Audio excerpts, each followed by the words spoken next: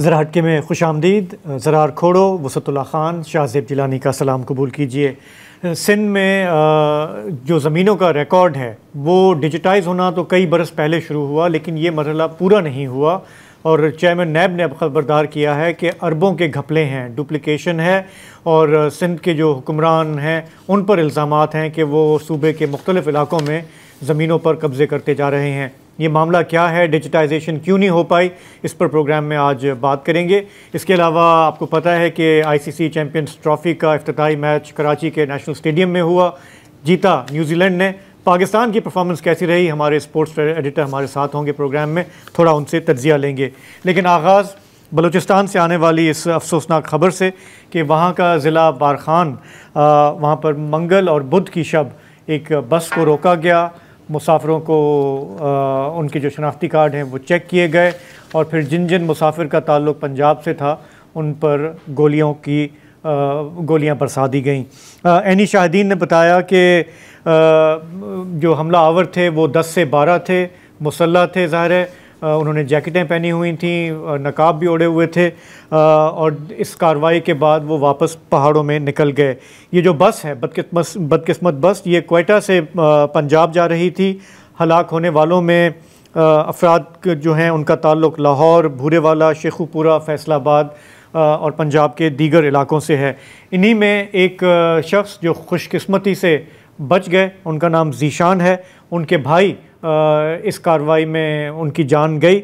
उन्होंने बाद में मीडिया को क्या बताया? मेरा नाम ज़ीशान मुस्तफ़ा, मेरे भाई का नाम अदनान मुस्तफ़ा है। उसको मेरे सामने उतारा और उन्होंने फायरिंग की आवाज़ आई है, गोलियां भी मारी हैं। कितने बंदों को उतारा? 7 बंदों को उतारा, सातों के सातों पंजाबी हैं, वहीं पर मार रहा हूँ। दहशतगर्द जो तकरीबन 10-12 आदमी थे, कलैशनें उनके हाथ में थी, टोपियाँ ली हुई थी, जैकेटें पहनी हुई थी।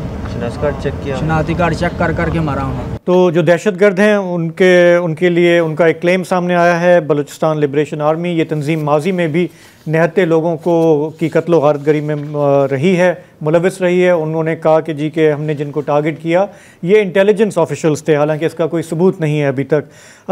ज़रा जो लोग जिनका कत्ल हुआ है उसमें एक साबिक DSP हैं जो क्वेटा में पुलिस में काम करते थे, वो रिटायर हो चुके थे, उनको भी इसमें निशाना बनाया गया। ये सब ऑर्डिनरी पैसेंजर्स थे और बदकिस्मती से ना ये पहली बार हुआ है, इस तरह के 4 वाक़े हुए थे पिछले साल और अनफॉर्चुनेटली कहना होगा कि शायद ये आखिरी वाक़े अभी नहीं है।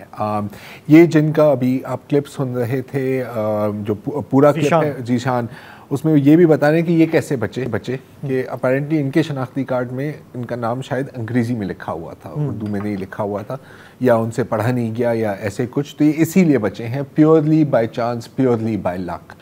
और अब ये तो है जहाँ पर मौका हुआ है। एक और भी क्लिप गर्दिश कर रही है जिसमें जो ख़वातीन जो बस में थी वो भी बता रही हैं कि ये कैसे किया गया और कैसे लोगों को वहाँ से निकाल के उनकी आंखों के सामने कत्ल किया गया। तो ज़िला बारखान के बारे में थोड़ा सा मैं बता दूं, क्योंकि हमारे बहुत सारे लोग जो हैं जिनका जो बलूचिस्तान नहीं जाते या उनको पता ना हो शायद, कि इसका जो बॉर्डर है वो एक तरफ तो पंजाब में डेरा गाजी खान से लगता है, ये जो बस का रूट है ये वहीं से जाता है, और इसके साथ 2 जो दीगर अजला हैं बलूचिस्तान के, उसमें कोलू और डेरा बुगटी है, जिनके बारे में हम जानते हैं कि माजी में वहाँ पे भी ये इस किस्म की एक्टिविटीज़ जो हैं वो होती रही हैं। जी अच्छा, आपने जिक्र किया कि इनका जो कत्ल हुए हैं उनका ताल्लुक़ पंजाब के मुख्तलिफ अजला से था, तो वहाँ पर भी फिर बात हुई इनके लवाकीन के साथ, जिनके घर वालों को इस तरह से बेदर्दी से कत्ल किया गया, उनकी भी सुन लें। हमारी फैमिली 4 लोग थे, 2 लेडीज़ थी, 2 जेंट्स, एक और थे मामू साथ, वो उनकी भी डेथ हुई है, ये भी मामू फोत हो। एक का नाम शौकत अली था, मामू थे मेरे, और साथ एक और रिश्तेदार थे, उनका तो नाम नहीं पता। हमारे उधर फौत की हुई थी कोयटा में, तो उधर गए थे, तो वापसी आ रहे थे, 4-5 दिन हो गए हुए। हाँ जी, चौलों का काम करता सी जी उत्थे बलोचिस्तान, चौल लैके जाते सी मुल्तानों, उत्थे बेच के वापस आ रहे थे। वापस आउंदे रास्ते दे विच रखनी आ गए उन्होंने, बस रोकी। हुकूमत सानू तहफ़्फ़ुज़ फराहम करे, मेरे बच्चों को तहफ़्फ़ुज़ फराहम करे, इन्हों के बच्चे जिहड़े आ उन्होंने तहफ़्फ़ुज़ फराहम करे। 2 छोटे बच्चे है, कोई दूसरी में पढ़ता है, कोई चौथी में पढ़ता है, कोई कमाने वाला भी नहीं है, तो बाहरों सरमायाकार कौन आवेगा इधर? ਬਾਹਰੋਂ ਕੋਈ ਸਰਮਾਇਆਕਾਰੀ ਕਰਨ ਵਾਸਤੇ ਆਵੇਗਾ। ਸਾਡੇ ਮੁਲਕ ਦੇ ਵਿੱਚ ਤਹਫੁਜ਼ ਨਹੀਂ ਮਿਲ ਰਿਹਾ ਹੈਗਾ। मेरा बच्चा जवान मार देता है ना जालिमा ने, काफरा ने। ज़ाहिर है हुकूमत की तरफ से जो रिवायती मजम्मत होती है और जो रिवायती बयान होते हैं कि हम डट के मुकाबला करेंगे, इनको कैफर किरदार तक पहुंचाएंगे, वो सारी बातें हुई हैं। पिछले साल जैसे मैंने जिक्र किया था, इस तरह के 4 वाक़ये पेश आए हैं। 1 अप्रैल में था नोशकी के इलाके में, जहाँ वस्ती पंजाब से कुछ लोग जा रहे थे ताफ्तान की तरफ। अच्छा, ये वो लोग थे इनके पास, सबके पास इराक़ और ईरान के वैलिड वीज़े थे और लग ये रहा था कि वहाँ से तुर्की और फिर यूरोप डंकी करके ये इन्होंने जाना था। इसमें भी 9 लोग एक गांव से थे। 9 जो कत्ल हुए उनमें से 6 लोग दोस्त थे, नौजवान दोस्त थे, और वो मंडी बहाउद्दीन के गांव से उनका ताल्लुक था। और उनमें से सिर्फ एक बचा और उनका नाम है जाहिद इमरान बट। और ये क्यों बचा था? क्योंकि सीट ना मिलने की वजह से ये अपने दोस्तों के साथ नहीं बैठा हुआ था, ये एक लोकल बलोच फैमिली के साथ बैठा हुआ था। तो शायद कातिलों ने समझा कि ये उनके साथ नहीं है, बहरहाल ये बच गया। उसी माह अप्रैल में 7 अगेन पंजाब से मज़दूर जो वहाँ पर नाइयों की दुकान में नौकरी कर रहे थे, वो अपने किराए के मकान में रह रहे थे और रात के अंधेरों में वहाँ पर दहशतगर्द दाखिल हुए और उन 7 को भून डाला।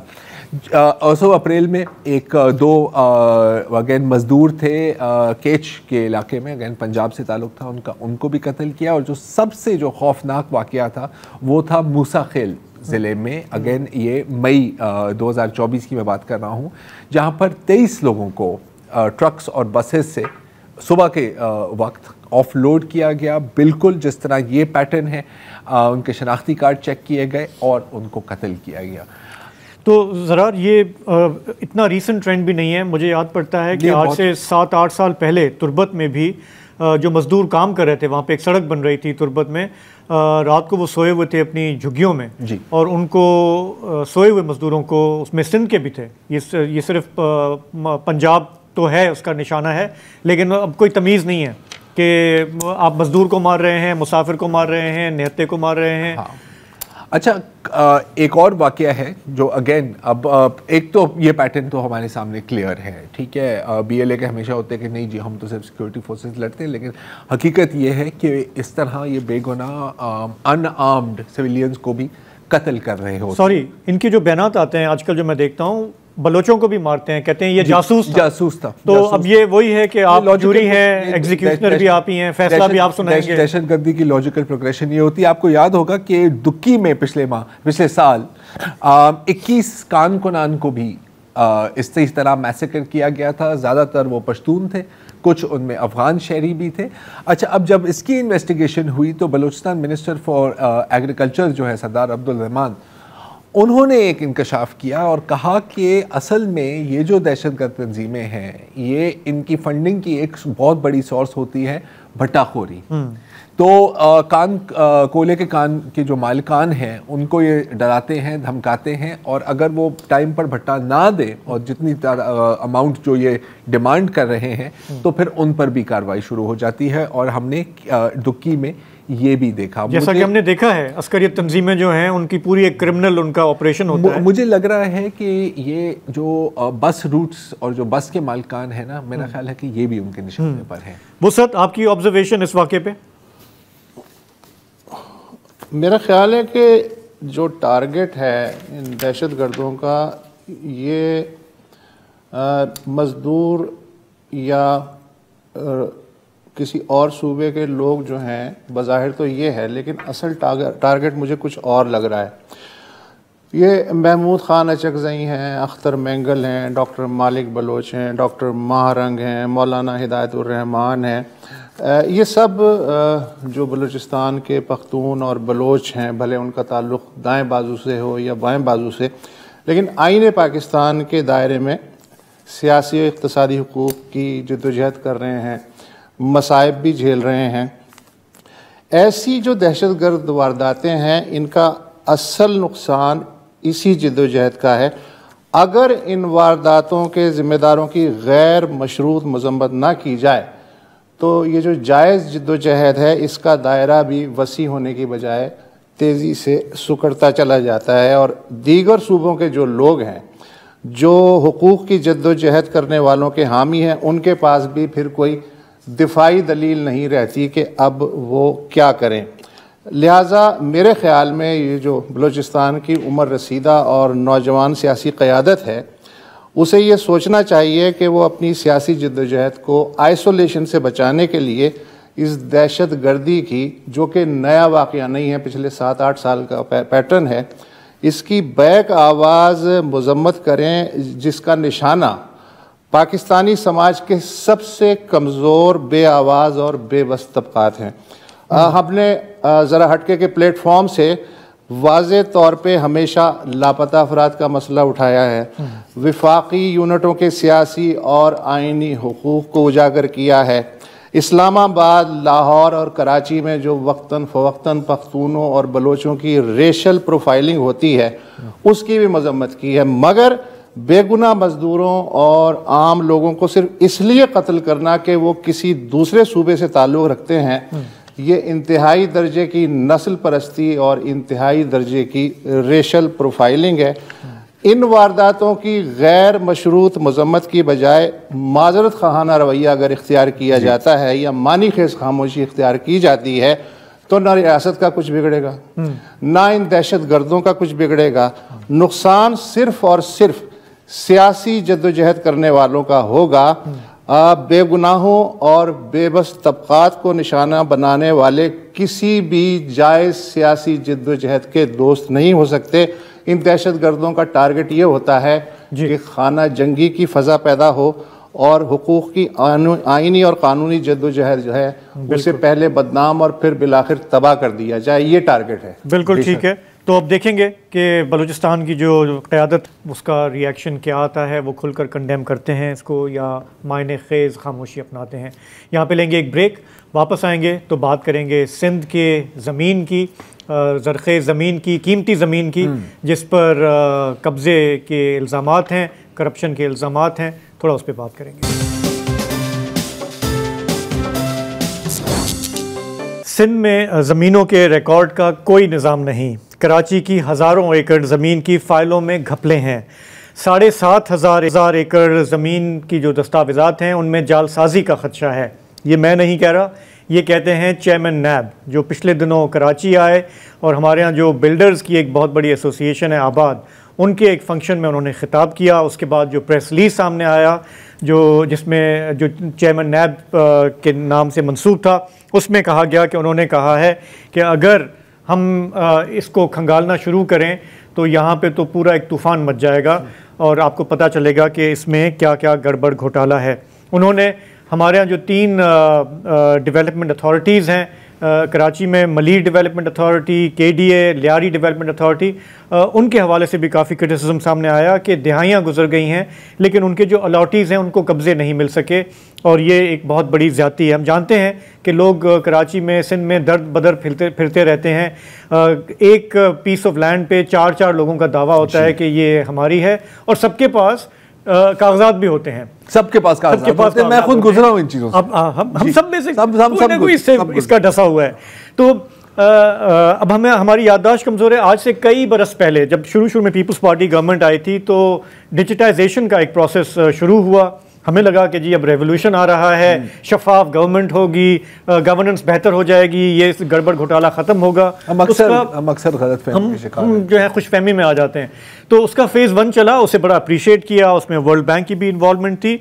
लेकिन फिर फ़ेज़ 2 के बाद लगता है कि वो सारा मामला डिरेल हो गया और इसकी वजह से आज भी जो सिंध की वो रफ्तार थी सबसे आगे सिंध, वो इस मामले में बहुत पीछे रह गया। इसको थोड़ा सा समझते हैं क्योंकि इसमें IT का, टेक्नोलॉजी का, डिजिटाइजेशन का बड़ा एक एलिमेंट है। समझाने के लिए स्टूडियो में हमें ज्वाइन कर रहे हैं फ़हीम ज़मान साहब। आपका बहुत बहुत शुक्रिया। साबिक़ एडमिनिस्ट्रेटर हैं आप और आपकी जो भरपूर इन्वेस्टिगेशंस रही हैं, चाहे वो बहरिया के हवाले से हो, DHA के हवाले से हो, ज़मीन के तनाज़े, तो you have an understanding, plus आप GIS के हवाले से भी आपका बड़ा एक्सपीरियंस है। ज़रा आप हमें बताएं, पहले तो मैं चाह रहा हूँ कि वेरी ब्रीफली अगर आप ये एक्सप्लेन कर सकें कि डिजिटाइजेशन का जो प्रोसेस हमारे यहाँ सिंध में शायद सबसे पहले शुरू हुआ था मेरे ख्याल से बाकी सूबों की निस्बत, क्यों हम पीछे रह गए? अच्छा देखिए, सिंध में, पंजाब में, KPK में सब जगह पे वर्ल्ड बैंक का इनिशिएटिव था। गवर्नमेंट ऑफ पाकिस्तान को कहा कि आप अपनी लैंड रिकॉर्ड्स हैं उनको डिजिटाइज कीजिए, उनको अवेलेबल करें पब्लिक के लिए, वन विंडो ऑपरेशन आसान बनाएं, और उसके लिए वो उन्होंने फाइनेंशियल और टेक्निकल असिस्टेंस दी। उस ज़माने में प्रेसिडेंट आसिफ अली जरदारी साहब जो थे, उनकी खासा कीन इंटरेस्ट था, और उन्होंने चीफ मिनिस्टर ने BOR को कह के यहाँ पर Sindh land records SLRIMS, Sindh land records management and information systems लंबा ये बना है। हाँ, मगर वेरी एफिशिएंट, ठीक है। ये इसके अंदर ये सिर्फ और सिर्फ नक्शों को स्कैन करके लाइट बना के, उसमें कम्युनिटी का भी इन्वॉल्वमेंट था। वेरी गुड प्रोजेक्ट जो हुआ, बल्कि मुझे आज तक याद है ये 2011 वगैरह में शुरू हुआ, और कोई 4 अरब रुपए इस प्रोजेक्ट के लिए उस वक्त बोर्ड ऑफ रेवेन्यू को मिले थे। We had some very good officers जिन्होंने उस पर काम किया। बल्कि 2011 से 2016 में फ़ेज़ 1 मुकम्मल होना था, उन्होंने उससे पहले मुकम्मल भी कर दिया, और बजाय 4 अरब के सिर्फ 3.5 अरब 50 करोड़ रुपए वापस भी कर दिए। वाह, प्रोजेक्ट जो था वो हो गया। अच्छा, टुवर्ड्स दी ये जो अपने फ़ेज़ 1 अख्ताम पे पहुंच रहा था, तो बोर्ड ऑफ रेवेन्यू में जो लोग थे, उन्होंने, मैं उस ज़माने में डॉन में था, डॉन का जो GI सिस्टम हो रहा, तो हम बहुत क्लोजली आपस में काम करते थे। कोई 5,800 दे हैं सिंध की, उनको उनके सारे डिजिटाइजेशन हो गई। कोई 70 लाख के करीब जो लैंड जो ओनर्स थे उनका रिकॉर्ड डिजिटाइज हो गया, ऑनलाइन उसको डाल दिया गया। उस वक्त मेरे ख्याल में 27 या 28 डिस्ट्रिक्ट से 27 डिस्ट्रिक्ट थे सिंध में, 27 के 27 डिस्ट्रिक्ट्स में एक जो है सर्विस सेंटर बन गया। और ये हो गया कि अगर आप जैकवाबाद में बैठे हैं, आपको अपना कराची के अंदर प्रॉपर्टी का रिकॉर्ड देखना है, या टोरंटो में कहीं भी बैठे हैं, आप एक्सेस कर सकते थे। आपको शायद याद हो, sinzamin.gov.pk GOS.pk ये जो था वो साइट, वो अभी पोर्टल मेरे ख्याल में अभी भी है। मैंने आज उसको विजिट किया जी। उसमें आप देह वाइज जो है ना वो नक्शे डले हुए हैं, नक्शे डले हुए। अच्छा, ये सारी चीज़ हो गई, मगर फिर एक ऐसी चीज़ जो बहुत ही मासूम ख्वाहिश के ऊपर हुई थी कि भाई डिजिटाइज कर दो, अब वो गले पड़ना शुरू हो गई। वो जब गले पड़ना शुरू हुई, क्योंकि रिकॉर्ड कोई भी आदमी बैठ के देख सकता है, उसको चैलेंज, भाई ये तो गवर्नमेंट ऑफ सिंध की बोर्ड ऑफ रेवेन्यू की साइट है, उसमें ये प्रॉपर्टी मेरी है, तो आपकी कैसे हो गई? जहाँ 4 रजिस्ट्री है, एग्जैक्टली, इसमें तो एक है। तो वो जो था ना, वो इतना प्रेशर आया कि आहिस्ता आहिस्ता जितने भी टॉप ब्यूरोक्रेट्स थे, या जो ऑफिसर्स थे, ब्यूरोक्रेट्स नहीं ऑफिसर्स थे, वो सब एक एक करके उन्होंने, सब ने पतली गली पकड़ी और यार यहाँ निकल लो, ये क्या, क्योंकि हमारे यहाँ अमूमी तौर पे कोई बहुत सनत और ये वो तो हो नहीं रही है, सिर्फ ज़मीन का धंधा होता है, प्लॉट, ठीक है ना। तो वो उस चक्कर में उसको जो है वो आके उन्होंने अपना फ़ेज़ 1 कंप्लीट कर दिया, ठीक है ना। अच्छा, हुआ ये कि इसके बाद कि वर्ल्ड बैंक ने जब देखा तो दे वर वेरी हैप्पी, मतलब बहुत, मुझे याद है उस ज़माने में वाशिंगटन में कोई जो प्रोजेक्ट को खातून देख रही थी वाशिंगटन से, मैरी वेरी नाम था, वो यहाँ आई सिंध में खुद उसने कि दी हम आपको टेक्निकल वो भी देंगे, आप इसका फ़ेज़ 2 करें, ठीक है। अच्छा, अब जहाँ जो सिंध हुकूमत थी, they were kind of back track, मगर चूँकि ऑलरेडी प्रोजेक्ट बना हुआ था फ़ेज़ 2 बेसिकली क्या था, वन विंडो ऑपरेशन के लैंड रिकॉर्ड्स, सर्वे और सब रजिस्ट्रार सबको एक छत के नीचे ले आए। अच्छा, फ़ेज़ 1 में एक चीज़ होनी चाहिए थी, वो ये थी कि ये जो आपका सर्विस सेंटर है BOR का, जो आपका डिजिटल रिकॉर्ड का प्रिंट दे रहा है, नक्शा दे रहा है, उसकी लीगल वैल्यू होती कि वो कोई कोर्ट में वो करता, उसको सिंध कैबिनेट से अप्रूवल से वो नहीं मिली। और उसके बाद जब फ़ेज़ 2 हुआ, फ़ेज़ 2 में एक तो वो स्टीम नहीं रही, ठीक है ना, जो पहले लोगों में बड़ा जो था, I know some of them, बहुत ही स्मार्ट शार्प ऑफिसर्स, उन्होंने जितना काम हम किया था सब ने कहा यार ये तो अपनी गर्दन पे, क्योंकि हुआ यह कि आप पटवारी के हाथ से जो हद बस्ता है वो छीन रहे हैं। ठीक है, आप सब रजिस्ट्रार से भाई अगर ये मेरा प्रिंट आउट है, ये मेरा रिकॉर्ड है, ये सर्वे का दफ्तर मौजूद है, ये बात खत्म हो जाती है। बात हो जाती है। तो सब रजिस्ट्रार किस बात पे पैसे लेगा, क्या करेगा? आपने कहा प्रेशर किसका? देखिए, प्रेशर किसी कमजोर आदमी का तो हो नहीं सकता। जाहिर है। आपने शुरुआत की अभी नैब के चेयरमैन साहब की जी।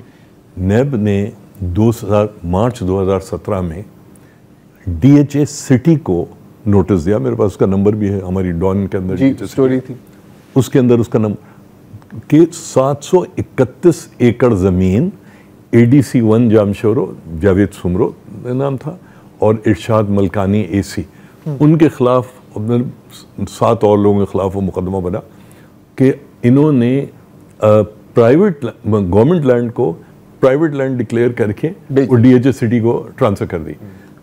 अच्छा, जब मैं ये उस वक्त स्टोरी कर रहा था तो मुझे समझ नहीं आया कि यार वाई वुड, मतलब यहाँ तो एक दिन में गवर्नमेंट ऑफ सिंध DHA को ज़मीन ट्रांसफ़र कर देती है, तो ये सब धंधा करने की क्या जरूरत है? हुआ ये कि अगर आपको याद हो, कराची बदमनी केस में चीफ जस्टिस ऑफ पाकिस्तान ने पाबंदी लगा दी थी कि गवर्नमेंट ऑफ सिंध अपनी कोई ज़मीन पब्लिक लैंड ट्रांसफ़र नहीं करेगी बिफोर डिजिटाइजेशन, ठीक है ना, सारा लैंड रिकॉर्ड रिकॉन्स्टिट्यूट करना। तो उसकी वजह से मजबूरी हो गई। 731 एकड़ 28 घंटे, ठीक है ना, अगर करोड़ रुपए एकड़ भी लगाए तो 7.5 अरब रुपए की ज़मीन हुई, ठीक है ना। सो ये कोई कम आप वाली बात, ये प्रेशर किसका होता है? इस हम्माम में सब दंगे, मतलब कि प्रेशर किसका नहीं, प्रेशर किसका नहीं है। नहीं, मेरा और आपका नहीं है, हमारा तो जाहिर हो भी नहीं सकता है, ना शियों में हमारा नहीं है, मगर जो ताकतवर लोग होते हैं, चाहे वो तुगलक हाउस में बैठे हों, चाहे पिंडी में हो, इस्लामाबाद में हो, कहीं भी हो, 90 में हो, उनका प्रेशर होता है। और फ़हीम साहब, थोड़ा सा और इस पे बात करेंगे, एक ब्रेक का वक्त हुआ है, वापस आएंगे तो ज़रा मैं आपसे पूछूंगा कि जैसे ये बात तो हुई है आबाद के हेडक्वार्टर में चेयरमैन नैब ने की है, हमारे यहाँ जो बिल्डर्स हैं उनका कितना अमल दखल है इस पूरे मामले में? एक ब्रेक के बाद हम सिंध के लैंड रिकॉर्ड पे बात कर रहे हैं कि वो अब तक क्यों नहीं डिजिटाइज हो पाया, कंप्यूटराइज हो पाया। फ़हीम ज़मान साहब, 2007 में जब बेनज़ीर भुट्टो साहिबा का कत्ल हुआ, उनकी शहादत हुई, हंगामे हुए सिंध में, हम जहाँ भी जाते हैं, ठट्टा जाते हैं, इधर जाते हैं, तो हमें सुनने को मिलता है कि जी बाबा वो रिकॉर्ड उस वक्त जल गया था, उसके बाद से तो वो अभी तक बहाल नहीं हुआ।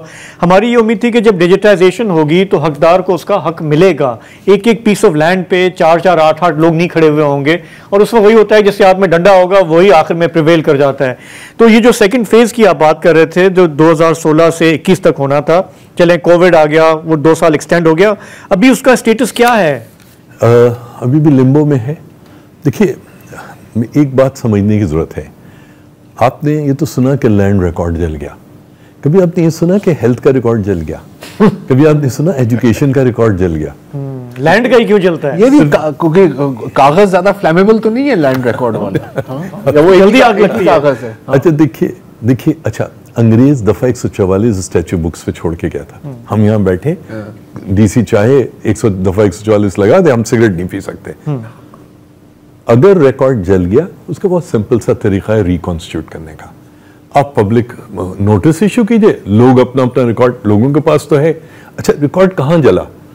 आप ठंडी सड़क पे जल गया, यहाँ BOR के यहाँ दफ्तर में जल गया, क्या तमाम DC ऑफिस में भी जल गया? क्या मतलब कहाँ चल गया? तपेदार के पास, कॉपियां वाले के पास कॉपियां भी होती हैं, कॉपियां होती हैं। अच्छा, फिर जिसके जमीन है उसकी तो होती है, ठीक है, और जो जिसकी अगर को जमीन किसी की नहीं है तो सरकार की है, ठीक है। तो भाई आप पब्लिक नोटिस इशू करें, एक डेट दें, 30 दिन का पीरियड दें कि भाई ले आओ, सब लाके अपने एक ऑफिसर बिठा दें, चाहे हेडमास्टर्स बिठा दें, वो उनको टेस्ट कर दें, ओरिजिनल है, ये फोटोकॉपी है, करके आप बनाना शुरू करें, उनको कुछ छाप दें, उनको आप मतलब करना चाहें तो आप करना चाहें। मैं I am not an expert, but I am sure कि this can be done in a very इसमें। अच्छा, मैं आपको एक और मिसाल देता हूं कि डिजिटाइजेशन से हम समझते हैं कि शफाफियत आएगी। रिसेंटली मैं एक केस डील कर रहा था खैरपुर में, एक बंदे का जिसके जो ज़मीन बेचना चाह रहा था, किसी और ने आके कहा कि जी नहीं ये तो मेरी ज़मीन है, उनका आपस में झगड़ा हो गया, उनको भेजा कि आप जाएँ DC के पास जाएँ, AC के पास जाएँ, तो बंदे ने कहा मेरे पास तो डिजिटाइज रिकॉर्ड है हैदराबाद का, उसने कहा कि वो बोर्ड ऑफ रेवेन्यू का है। दूसरा बंदा भी आ गया कि मेरे पास भी डिजिटाइज रिकॉर्ड है। अब डिजिटाइजेशन से ये मसला तो हल नहीं हुआ। नहीं, देखिए डिजिटाइजेशन जो ओरिजिनल रिकॉर्ड हुई वो उसकी तमाम डिजिटल फिंगरप्रिंट्स पड़े। अब अगर किसी दूसरे ने उसके ऊपर कॉपी रखी है तो जिस विदाउट पासकोड किसी ने को अपना वो डालना पड़ेगा उसको एडल्ट्रेट करने के लिए, खुद ब खुद नहीं हो सकता। ठीक है, जो ये जो पटवारी का जो बस्ता है उसमें तो जरार साहब ने एक डॉक्यूमेंट इशू कर दिया, आप लेके घूमते रहे, ये मेरा पुराना है, नतीजा क्या हुआ, मेरे पास है, मैंने कहा ऐसा करो 50-50 कर लो, यही है। ठीक है, मगर डिजिटल एक दफा डिजिटाइज हो गया रिकॉर्ड, एक तो ट्रांसपेरेंसी आ जाएगी, लोगों को धक्के नहीं खाना पड़ेंगे। ठीक है, आपने प्रिंट आउट ले लिया, लेके आप अपना बैठ के प्रिंट आउट लेके ले गए, आईडी कार्ड दिया, देखिए जी ये मेरा है, जो इंचार्ज है सर्विस सेंटर्स का वो अपने यहाँ चेक करके वो स्टैम्प करके आपको दे देगा, दैट्स अबाउट इट। सारी दुनिया में ये होता है, ऐसा नहीं है ये जो मतलब यूनिक नहीं है ये बात, ये कोई अच्छा ये बहुत आसान है। देखो ना, हम टीवी पे बैठे हैं, कभी कोई आज सोचता है कोई आदमी कि टीवी क्यों चल रहा है, रेडियो क्यों नहीं चल रहा? ठीक है ना, कहां से कहां दुनिया निकल गई। मसला ये है कि जिस दिन डिजिटाइज हो गए रिकॉर्ड, एक तो उसकी एक्सेसिबिलिटी हो जाएगी, लोगों की जिंदगी आसान हो जाएगी। और आप जो हम फेज 2 की बात करते हैं, फेज 2 क्या है? अंग्रेजी तो बहुत लंबी चौड़ी है, पैसे भी बहुत सारे हैं, मगर बुनियादी तौर पे it's about one window operation के सर्वे, लैंड रिकॉर्ड, सब रजिस्ट्रार तीनों एक छत के नीचे बैठे। तो बेसिकली देखें ना, अगर शफाफियत आ गई तो वो वेस्टेड इंटरेस्ट का क्या बनेगा? फिर कुछ नहीं बनेगा। देखिए ये तो कब्जे करने हैं। हम तो बहुत बड़े पैमाने के प्रोजेक्ट, बहुत बड़े रकबों और बहुत लंबे नोट की बात कर रहे हैं। आपको अच्छी तरह से याद होगा कि परवीन ज़मान को क्यों कत्ल किया गया था इस शहर में, क्योंकि वो मैपिंग कर रही थी और कोई वो मतलब गोटाबाद स्कीम के लिए लोगों को मैप्स बना के दे रही थी। मैप से क्या उतना ही खतरा था जितना इस डिजिटाइजेशन से खतरा, क्योंकि फिर पता लग जाएगा कि किसने कि कौन किस किस्म की किसकी ज़मीन पर काबिज है। बिल्कुल राइट। तो जब आप एक इंसान को कत्ल कर सकते हैं इन चीजों के लिए, तो एक फेज या दूसरे फेज को रोकना तो कोई बड़ी बात नहीं बनती ना फिर आपके लिए, कोई मुश्किल काम भी नहीं है। 444 जब सारी स्विच आपके हाथ में जी 444 लोगों को कत्ल किया गया, आप तो एक परवीन को रो रहे हैं। जी वसत, आप कुछ कहना चाह रहे हैं? नहीं, मैं तो बहुत इंटरेस्टिंगली सुन रहा हूँ। ये अभी मैं पढ़ रहा था, बीबीसी में एक टाइटल स्टोरी थी कि पिंडी में ये जो बहरिया टाउन है और ये जो डीएच इस्लामाबाद है, इन्होंने पूरा जंगल जो है 2005 से लेके 2007 तक वो साफ कर दिया। उसके डॉक्यूमेंट्स वगैरह भी बीबीसी ने कहा कि हमारे पास मौजूद हैं, कोर्टों में मुकदमात चल रहे हैं। तो ये अगर इस लेवल पे सूरत हाल है तो वही बात है ना कि मछली हमेशा सर से सड़ती है, तो नीचे तक ही जो पूरा सिस्टम है वो हिल जाएगा। तो इसे कौन हिलाना चाहता है? अरबों रुपए की इंडस्ट्री है ये, अपने पेट पे कौन लात मारना चाहेगा? अब मुझे नहीं पता कि पंजाब में भी एक ज़माने में ये डिजिटलाइजेशन शुरू हुई थी लैंड रिकॉर्ड की। मैं लाइल्म हूँ कि वो अपने अंजाम तक पहुँची, वहाँ अब वन विंडो ऑपरेशन शुरू हो गया है या नहीं है, आई कांट कंफर्म, हो सकता है हो गया हो। तो लेकिन ये है कि मुझे तो सबसे ज़्यादा दुख फ़हीम साहब की ये बात सुन के हुआ कि सबसे पहले जो इनिशिएटिव लिया था जिस सूबे ने, वो आज इसमें सबसे पीछे है। और उसकी वजह रॉकेट साइंस तो नहीं है, हम तीनों चारों डिस्कस कर रहे हैं कि क्या वजह है कि कहीं रोज़ी पे या रोज़गार पे लात ना पड़ जाए। अच्छा, ये जो हमने बात की ना, चेयरमैन नैब आबाद वालों के पास गए थे, तो आबाद के पेट्रोन इन चीफ हैं मोहसिन शेखानी, उन्होंने भी एक रिकमेंडेशन दी है इस मामले को टैकल करने की। उन्होंने कहा जी ये जो लैंड ट्रांजैक्शंस हो रही हैं, they should be subject to NAB verification. मतलब हर ट्रांजैक्शन जो है पहले वो नैब के पास जाए। मतलब ये हम जो बात करते हैं ना एक फॉर्मल रोल देने की, नैब ने कहा होगा यार प्लीज। अच्छा नहीं, क्यों कहेगा? अच्छा कमाल करे यार, वो उनके मजे आ जाएंगे, वो तो चाहते हैं कि जी। अच्छा, एक और चाहता है कि मेरा भी रोल हो। दूसरा उन्होंने ये भी कहा कि जो डिजिटाइजेशन अब तक हुई है उसकी फिर थर्ड पार्टी वेरिफिकेशन भी जरूरी है। ऐसा नहीं है शाजिद, उससे तो ऐसा नहीं है। देखिए मैं एक बात बताना भूल गया, सही रीजंस पे या गलत वजह पे सिंध का जो लैंड रिकॉर्ड था, ठीक है, वो 1985 तक का जुनी साहब की हुकूमत आ रही थी, तो मार्शाल्लाह हुकूमत ने वो सारा रिकॉर्ड जो था जमीनों का कंपाइल कराया था। वो लेजर्स की फॉर्म में एग्जिस्ट करता है। वो जो है उसमें उसको आग नहीं लगी? नहीं, उसको नहीं लग सकती ना, वो बहुत सारी जगहों पे है। सही है, ठीक है। अच्छा, वो उसके अंदर एक काम जरूर किया था कि जो जमीनें रैंक के साथ अलॉट की गई हैं उनमें से रैंक लगा दें, तो कर्नल जावेद इकबाल नहीं होंगे, मिस्टर जावेद इकबाल, मगर वो जमीनें बहरहाल 1985 का जो तक का जो लैंड रिकॉर्ड है वो बेंचमार्क के तौर पे मौजूद था। तो वो बहुत आसानी से वो तो डिजिटाइज हो गया ना, वो तो यहाँ से लेके मार्शाल्लाह हेडक्वार्टर्स तक में वो रिकॉर्ड पड़ा हुआ था, डीसीज के ऑफिस में, वो सारा कहता। So that was the first step.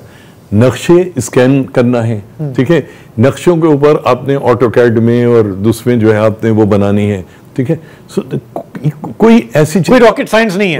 आप देखें ना, गूगल अर्थ ने पूरी दुनिया के जो छुपे हुए आइलैंड हैं उन तक की 0.5 वो डाल दिए, ठीक है ना।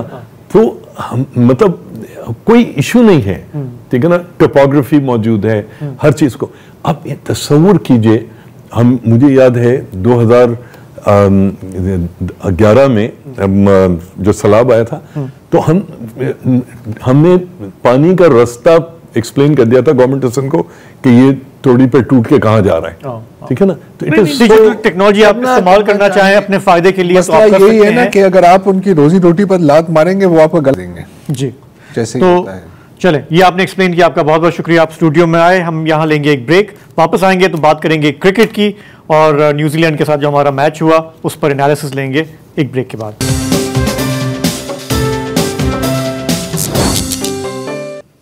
Welcome back. और जैसे हम सबको पता है कि खेल के मैदान में कभी हार होती है और कभी जीत होती है। बदकिस्मती से जब हम पाकिस्तानी क्रिकेट की बात करते हैं तो अक्सर लगता है कि हार ज़्यादा होती है, जीत कम होती है। लेकिन आज के मैच में कम से कम आप ये कह सकते हैं कि बहुत बुरी तरह से नहीं हारे। नहीं, बहुत बुरी तरह, 60 रन से, 60 रन मतलब जलील नहीं हुए, 6 रन से नहीं आ रहे। नहीं, अब we have done a lot worse. अच्छा, we have done a lot, मतलब ये हमारा स्टैंडर्ड है। अभी जो देखिए, जो हमारा स्टैंडर्ड है, मतलब जिस मोहल्ले में आपका घर है आप वहीं उसी मोहल्ले की बात करेंगे। मैं तो कह रहा हूँ नेशनल स्टेडियम में मैच हुआ, हमें इस पे ही हम खुश नहीं, ये सिर्फ ये खुशी की बात नहीं है। 29 सालों के बाद पाकिस्तान ने शायद चैंपियंस ट्रॉफी को होस्ट किया है, ये भी एक बड़ी बात है। और इंटरेस्टिंग बात ये है कि मतलब जो पाकिस्तानी क्रिकेट फैंस, जिनमें हम ज़्यादातर शामिल नहीं होते, ये एक बड़ी यूनिक कौम है, क्योंकि हर बार मैं यही देखता हूँ कि वही लोग जिन्होंने पिछली मैच के बाद मतलब कस्में खाई थी कि अगर मैंने दोबारा ये मैच देखा ना तो मेरी आंखें फाड़ करके निकाल दे, मेरा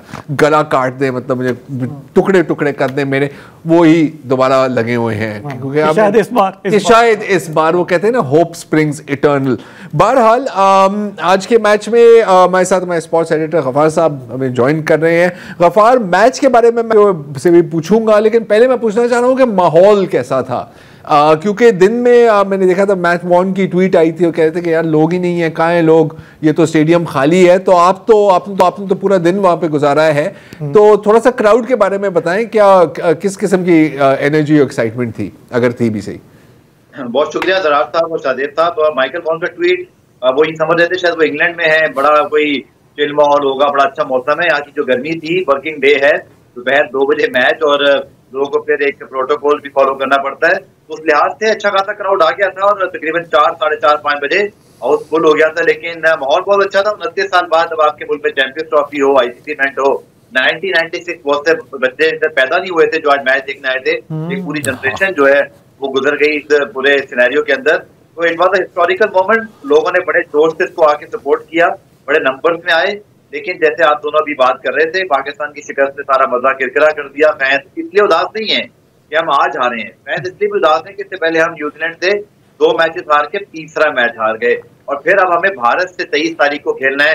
अब आप बोलेंगे गफार साहब वही अगर मगर आ गई। जी सर, वही अगर मगर आ गई है। अगर भारत से जीते तो चांस बन जाएगा। और अगर भारत से आ रहे हैं 23 तारीख को, तो 29 साल बाद आने वाला टूर्नामेंट 4 दिन में हमारे लिए खत्म हो जाएगा। सही है। ये वैसे ये जो कैलकुलेशंस होती है ना बड़ी मजेदार होती हैं, क्योंकि इसमें लेके अगर हमने इतने रन से उससे जीते और फिर उस फलाने की टांग टूट गई तो फिर और उस दिन बारिश भी हो गई तो फिर किसी मेथड के पॉइंट ऑफ व्यू से हम जीत जाएंगे। अच्छा, अब आपने कहा कि ना कि गफार के आपको दुख इस बात का नहीं है कि हम ये मैच हारे, आपको दुख है कि हम हारते जा रहे हैं। अब I know everyone has an opinion, आपका क्या है यार, क्या मसला है? क्या मतलब माइंडसेट ये है कि भाई उठते के साथ ही हम मैच में जाते हैं ये सोच के कि यार हार के आना है वापस? देखिए ज़रार साहब, अभी हम ऑस्ट्रेलिया में तकरीबन 22 साल बाद और साउथ अफ्रीका को पहली मरतबा जो है वनडे सीरीज में बड़े अरसे बाद हरा कर आए। तो टीम अभी पिछले 6 महीने में अच्छा परफॉर्म करके, आप भी अगर सुनेंगे तो साउंड ग्रेट कि आप ऑस्ट्रेलिया को ऑस्ट्रेलिया में हराते हैं वनडे में, आप साउथ अफ्रीका को साउथ अफ्रीका में हराते हैं। लेकिन जब आप अपने घर की पिचेस को अंडरस्टैंड नहीं करेंगे, ईगो प्रॉब्लम होंगी सिलेक्शन के अंदर, ये रिटन ऑन द वॉल था, it was written on the wall के पाकिस्तान के साथ ये होगा चैंपियंस ट्रॉफी में। एटलीस्ट जब बड़ी टीमें न्यूजीलैंड और भारत जैसी आएगी, शायद बांग्लादेश को हरा दे, यू नेवर नो कि बांग्लादेश भी हमेशा टफ टाइम दे, बट जब आप पाकिस्तानी कंडीशंस में जहां पे आपके पास स्पिनर अच्छे होने चाहिए, न्यूजीलैंड के पास 3-4 अच्छे स्पिनर्स हैं, 2 उनके मेन स्पिनर्स हैं, हमारे पास एक स्पिनर है, एक खुर्शीद शाह जो है वो बैटिंग ऑलराउंडर है, सलमान अली आगा जी वो भी पार्ट टाइम स्पिनर थे, अब थोड़ा ऊपर प्रमोट हो गए हैं। लेकिन हमने बहुत बुरी सिलेक्शन की। ये मैं नहीं कह रहा, ये पूरा पाकिस्तान कह रहा है, ये एक पुराना क्रिकेटर कह रहा है, और यहाँ तक कि मेरी सलाह के मुताबिक पाकिस्तान क्रिकेट बोर्ड के बड़ों ने भी आकिब जावेद और सिलेक्शन कमेटी वालों को समझाया था आईसीसी की डेडलाइन खत्म होने से पहले जो 11 फरवरी थी, कि देखें जी लोग बहुत तनकीद कर रहे हैं, कुछ नजरसानी कर लें, लेकिन जब बुनियाद ठीक नहीं होगी किसी टीम की या किसी भी चीज की, तो फिर उसकी कोई भी जो है ना ग्रो नहीं हो सकता। तो एग्जैक्टली वही हुआ। गेम प्लान आज का जो है वो ये डिस्कस किया जा सकता है जी 73 पे 3 थे तो 320 क्यों हो गए, पावर प्ले में इतने कम रन क्यों बने, लेकिन जो क्रक्स है ना वो इस बात का है कि आपने अपनी कंडीशन के लिहाज से सही टीम सिलेक्ट नहीं की, और शायद जो टीम अभी सिलेक्ट हुई है, मैंने इससे अनपॉपुलर और इतनी वर्स्ट क्रिटिसिज्म अपने 14 साल की तारीख में किसी आईसीसी टूर्नामेंट की पाकिस्तान टीम पर नहीं देखी। लोग इस टीम को कबूल करने को तैयार नहीं। अच्छा देखें, हम ना इलेक्शन सही करते हैं ना सिलेक्शन सही करते हैं, तो आपकी इस बात का मैं क्या ये मतलब लूँ कि इसमें हमारे जो ये बोर्ड के जो चेयरमैन साहब हैं, हमारे फेडरल मिनिस्टर, हम हमेशा ये बात करते हैं कि जब तक ये पॉलिटिकल अपॉइंटमेंट्स होंगी तो उसका ट्रिकल डाउन इफेक्ट नीचे तक आएगा, तो बात ऊपर तक जाती है या ये मिड रैंकिंग लेवल पे ही गड़बड़ है ज़्यादा? देखिए, टू बी वेरी ऑनेस्ट, अगर आप 2 साल में, पिछले 2 साल में देखें, यानी कि नजम सेठी साहब, रमीज राजा, जका अशरफ, फिर मोहसिन नकवी साहब, जब आपके 2 साल में 4 चेयरमैन तब्दील होंगे और हर दफा हर चेयरमैन आके एक नया चीफ सिलेक्टर बनाएगा, हर दफा आके नया हेड कोच बनाएगा, तो फिर ये तो होगा। और ये अभी का जो है ना, वो कहते हैं ना हादसा परवरिश करता बरसों नहीं, है ऐसा नहीं हुआ कि ये अभी कुछ हो गया है। 2 साल में जो सब कुछ हमने किया है उसका किया जा रहा है। और देखें, कंसिस्टेंसी आप तभी ला सकते हैं जब आपके मुल्क में, जैसे आपने बात की, किसी भी शोबे के अंदर जब 3-4 साल किसी चीज को दिए जाएंगे। देखिए, एक बात बड़ी जबरदस्त है कि पाकिस्तान में बड़े अरसे बाद स्टेडियम बना दिया मोहसिन नकवी साहब ने, उन्होंने इस काम का बेड़ा उठाया, करा दिया, ठीक है, बहुत अच्छी बात है, लेकिन यकीन करें अब लोग स्टेडियम को भूल गए हैं, वो चाहते हैं उनकी टीम जीते। मुझे लगता है कि जितनी तवज्जो हमने स्टेडियम बनाने पर दी, हम टीम बनाने पर भी देते, हम बात पूछ करते, हम अपने सिलेक्टर से, अपने हेड कोचेस को जब इतने इख्तियारात दे रहे थे। ज्यादा पुरानी बात नहीं शादेब साहब और ज़रार साहब, जब हमने भारत को 2011 जितवाने वाली टीम के हेड कोच गैरी कस्टर को हायर करके दुनिया का बेस्ट कोच उनको डिक्लेयर करके, इसी दौर में मोहसिन नकवी साहब के दौर में ही, बाद में हमने ये कहा कि जी वो तो आते ही नहीं है, वो तो तैयार ही नहीं थे, और हमने उनको विलन बना के फारिग कर दिया एक ऐसी टीम के हेड कोच को जो भारत को 2011 में वर्ल्ड चैंपियन बना चुके हैं। वो पाकिस्तान में T20 की एक सीरीज करके, डोमेस्टिक के चंद मैचेस करके हमने उसको घर भेज दिया। ये बातें अब कोई नहीं करेगा, क्योंकि हमारे सामने जो चीज होती है ना उसी को डिस्कस करते हैं, बट जो माजी में हमने 6-8 महीने में गलतियां की है ना, ये सब उसका इफेक्ट है। हमारे यहाँ एकदम से जब अपने मुल्क में जीतते हैं, जैसे आपको याद होगा हमने इंग्लैंड में साजिद तवान की जबरदस्त परफॉर्मेंस थी, लेकिन फिर हम पूरे इख्तियारात ही उस बंदे को दे देते हैं। लो जी आप ही किंग हैं, आप ही बादशाह हैं, सारे फैसले आप कीजिए, आकिब साहब आप कीजिए, सिलेक्शन कमेटी आप कीजिए, कप्तान कॉम्प्रोमाइज हो जाए। और जब कप्तान कॉम्प्रोमाइज हो जाए ना आपकी क्रिकेट के अंदर, जब वो फैसले ना ले सकता हो, फिर टीम का यही हाल होता है। ऐसे ही हम इंतहा पसंद है, या हम बिल्कुल पटक देंगे। जी जी जी गफ्फार, मैं आज के मैच पे दोबारा आपको लाना चाह रहा हूँ। आपने फरमाया कि टीम का सिलेक्शन बहुत बुरा हुआ। जाहिर है कि हम जज्बाती लोग हैं और क्रिकेट तो में तो हम जाहिर है कि बहुत ही ज़्यादा जज्बाती हो जाते हैं। भाई मैं आपसे ये पूछना चाहता हूँ कि ये जो बुरी टीम थी, इसी टीम में नसीम शाह भी हैं, शाहीन शाह भी हैं, हारिस रऊफ़ भी हैं, लेकिन इन्होंने जितने महंगे ओवर दिए, मसलन अगर मैं हारिस रऊफ़ की मिसाल दूं, 10 ओवर में 83 रन दिए, 2 विकेटें हासिल कर रहा है। नसीम शाह 10 ओवर्स में 63 रन दे रहा है, और शाहीन शाह 10 ओवर्स में 68, और आखिरी 10 ओवर में बॉलर जो है 113 रन दे रहे हैं। यानी चिल माहौल है टोटल। आप कह रहे थे गर्मी है, टीम चिल है, स्लो रन रेट पे जुर्माना तक हो गया। तो अब इन नामों की मौजूदगी में जब कोई मसला नहीं है तो फिर ये कि फिर किससे तवक्को बांधें? यही खिलाड़ी हैं जिन्होंने पिछले मैचों में कुछ ना कुछ तो कारकर्दगी दिखाई दी ना। आज क्यों इतना धनिया पिया हुआ था? मुसद भाई, आप बहुत जबरदस्त उर्दू के मतलब एक्सपर्ट हैं और आप शायद इससे अच्छा मुहावरा निकाल लेंगे, लेकिन मुझे तो बस यही बात समझ में आती है कि मादी के जो बॉलर्स होते थे, वसीम वकार, शोएब अख्तर वगैरह, ये बाकायदा अपनी लेगेसी का, अपने नाम की लाज रखते थे। इनको पता होता था इनसे क्या तवक्कुआत है और ये किस कैलिबर पे। बड़ी माजरत के साथ हमारे टीम में इस पर जितने प्लेयर्स हैं, ये बड़ी मैं मतलब अफसोसनाक तरीके से बात कर रहा हूँ कि इन दिलों में वो तेल नहीं है सर। ये वो मुझे मतलब एक जनरेशन ही नजर नहीं आती जिसके अंदर सेल्फ बिलीव है। ये नाम बन गए हैं, कोई एक परफॉर्मेंस पर बन गया है, कोई 2 परफॉर्मेंस पे बन गया है, कोई एक स्पेल पे बन गया है। सर ये लेजेंड्स नहीं है, ये वसीम अकरम नहीं है, ये वकार यूनुस नहीं है, ये जावेद पियादाद नहीं है, ये इमरान खान साहब नहीं है, ये कोई पाकिस्तान के लेजेंड क्रिकेटर्स में ज़हीर अब्बास ऐसी क्लास नहीं है। ये सब आजकल 1-2 परफॉर्मेंस के प्लेयर हैं। आपने बिल्कुल ठीक निशानदेही की। न्यूजीलैंड ने पाकिस्तान को ट्राई सीरीज के मैच में भी आखिरी 5 ओवर में 83 रन मतलब कि वो जो कैरेक्टर्स थे और जो जायंट्स हैं वो इनमें से नहीं है। मेरा ख्याल है, थैंक यू नहीं बल्कि जायज़ मेरा ख्याल है कि ये हमारी है ना, हमारी मेहमान नवाजी की। आपने अक्सर देखा होगा ना कि ये जो फॉरेन व्लॉगर्स आते हैं एंड दे लाइक यार कोई हमारे से पैसे ही नहीं लेता।